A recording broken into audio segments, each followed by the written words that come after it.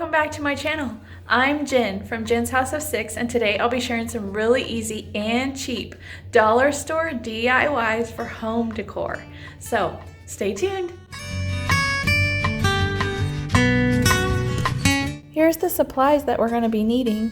All of this was purchased from the Dollar Tree, but really you could go to the thrift store or use whatever that you have on hand. Honestly, the possibilities are endless.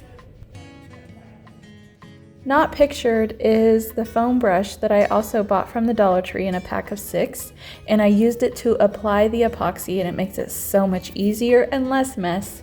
And then I just toss it when I'm finished. You just never know what kind of dish you're going to find if you shop at the Dollar Tree, but I was lucky to find this one.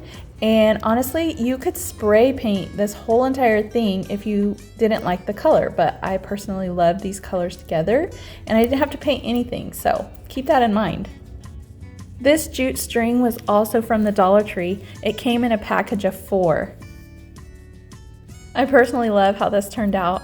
If it's not spray painted, you could use this to put food on or your jewelry, to drop your keys on. Honestly, the possibilities are endless.